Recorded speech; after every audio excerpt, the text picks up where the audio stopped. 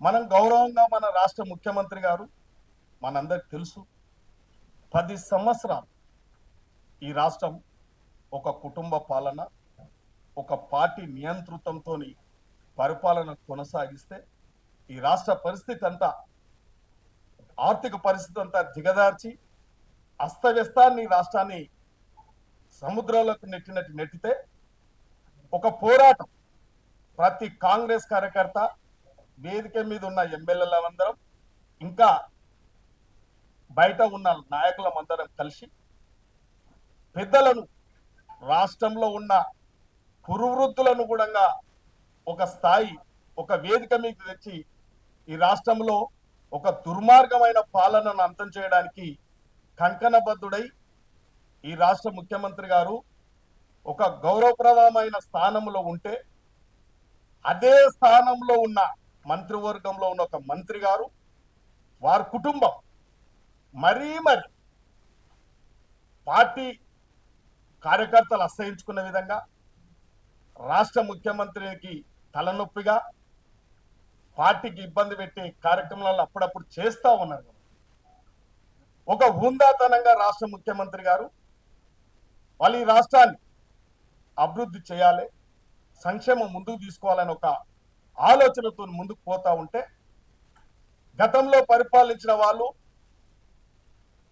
జీర్ణించుకోలేక, ఆధిపత్యాన్ని నిలుపుకోలేక అప్పుడప్పుడు కుట్రలు పన్నుతా ఉంటే, ఈ కుట్రలకు ఇటువంటి నీచ సంస్కృతి కలిగిన కుటుంబాలు కొన్ని అవాకులు చెవాకులు, చౌకాబార్ మాటలు, నీతిమాల్య మాటలు, అనుచిత వ్యాఖ్యలు చేయడం. కానీ రాష్ట్ర ముఖ్యమంత్రి బలహీనత అనుకుంటే తప్పు. రాష్ట్ర ముఖ్యమంత్రి చాలా బలవంతుడు. రాష్ట్ర ముఖ్యమంత్రి బలవంతుడు కాబట్టే ఒక కుటుంబం నుంచి ఆధిపత్యాన్ని గుంజుకోవాలి.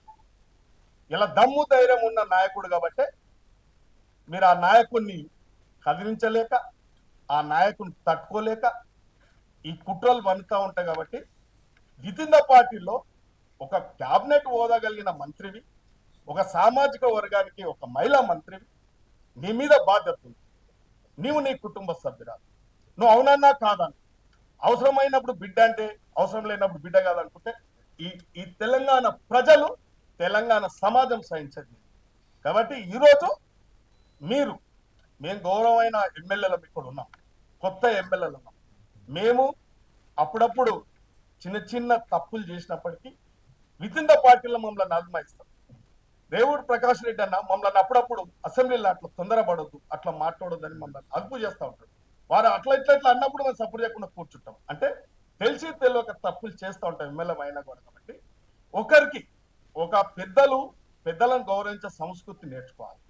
ఎలా ఈ రాష్ట్రంలో నీ ఒక్క కుటుంబం లేదు, ఎంతో మంది కుటుంబాలు ఉన్నాయి. ఈ రాష్ట్రంలో 3.5 కోట్ల జనాభా ఉంటే ఒక్కరే ముఖ్యమంత్రి అవుతారు. ఒకసారి 119 మంది ఎమ్మెల్యేలు అవుతారు, అందరూ అయితలేదు. ఈ దేశంలో 150 కోట్ల జనాభా ఉంటే ఒక్కరే ప్రధానమంత్రి అవుతారు. ఇది ప్రజాస్వామ్యం ధర్మం, ప్రజాస్వామ్యం గొప్పది. ఈ ప్రజాస్వామ్యం, ఈ వ్యవస్థను మీరు మీ నీచ సంస్కృతి ఇలా కొందరు పేర్లు చెప్తున్నారు. మున్గోడు ఎలక్షన్ ఏమైందో ఒక ఆయన ఎగిరెగిరి పడతాడు. మున్గోడు ఎలక్షన్ ఏమైంది? ఇంకో ఆయన మాట్లాడతాడు. ఎన్నిసార్లు కాంగ్రెస్ పార్టీ ఎన్నిసార్లు మీకు టికెట్లు ఇచ్చింది, ఎన్నిసార్లు మిమ్మల్ని గౌరవించింది. ఇలా కార్యకర్తలు ఏమైపోతున్నారు, మీకు పనులు చేసిన కార్యకర్తలు ఏమవుతున్నారు? మున్గోడు ఆయనకైనా, సురేఖకైనా, ఇంకో చిన్నారెడ్డికైనా ఎంతమంది కాంగ్రెస్ కార్యకర్తలు పనిచేస్తే మీరు ఈ స్థాయికి వచ్చారు? ఇలా మీరు ఒక స్థిరంగా ఈ రాష్ట్రాన్ని అప్పుల కుప్పలేసారు. ఈ రాష్ట్రాన్ని కాంట్రాక్టర్లను బాకీలు పెట్టిపోయారు, 70-80 వేల కోట్లు.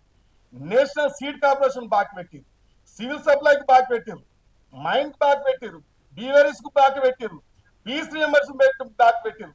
అన్ని అప్పుల కుప్ప చేస్తే ఇలా ప్రజల మీద ఒక్క రూపాయి కాక ఒక్క రూపాయి ట్యాక్స్ పెంచకుండా ఇలా ఆర్థిక క్రమశిక్షణ తెచ్చి మంత్రులతోని సమన్వయపరుచుకుంటూ, ఎమ్మెల్యేలుగా మేము కొత్తగా ఎమ్మెల్యేలమైన మమ్మలను అప్పుడప్పుడు అదుపు చేస్తూ సమన్వయపరుచుకుంటూ ఈ పరిపాలన అంతా గాడిలో పెట్టుకొని నడిపిస్తా ఉంటే, ఇలా ఒక కుగ్రామంలో ఒక పాలమూరు బిడ్డ ఇలా రాష్ట్ర ముఖ్యమంత్రి అయితే ఒక సామాజిక వర్గాన్ని జీర్ణించుకోలేక ఇవి పన్నుతున్న కుట్రలకు కొందరు మాతాన స్వార్థపరులు, గుంతనక్కలు ఇవన్నీ సహకరిస్తే ఇవన్నీ చూసుకుంటా ఉండలేం. మేము దమ్ము ధైర్యం ఉన్న ఎమ్మెల్యేలం. ఇలా బొజ్జు మాట్లాడిండు, బల్మూరు వెంకట్ గారు మాట్లాడిండు, బాలన్న మాట్లాడిండు, వీరేశమన్న మాట్లాడిండు. మేము దమ్ము ధైర్యం ఉన్నోళ్ళం. మచ్చ లేకుండా ఈ రాజకీయాలలో మేము సమాజానికి కాంగ్రెస్ పార్టీ ప్రతిష్టను, రాష్ట్ర ముఖ్యమంత్రి ప్రతిష్టను ఎవరైనా దిగజార్చే ప్రయత్నం చేస్తే మేము క్షమించం గాక క్షమించం. ఇది కాంగ్రెస్ పార్టీని బలోపేతంగా ఉంచుతాం.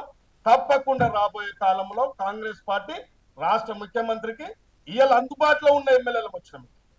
తస్మత్ ఇదే ఏమని అనుకుంటే రేపు ఇంకా తీవ్ర పరిణామాలు ఉంటాయి. మీరు గొప్పలు అనుకోకండి. మీ స్థాయి ఒకసారి చూసుకోండి, మీ కుటుంబ స్థాయి చూసుకోండి. మీరు రాష్ట్ర ముఖ్యమంత్రి కుటుంబాన్ని హెచ్చరిస్తారా? మీరు మీ నీతి, మీ సంస్కృతి తెలియదా? మీ కుటుంబ సంస్కృతి తెలియదా? రాష్ట్ర ముఖ్యమంత్రి కుటుంబం ఇయ్యాలు వచ్చిందా?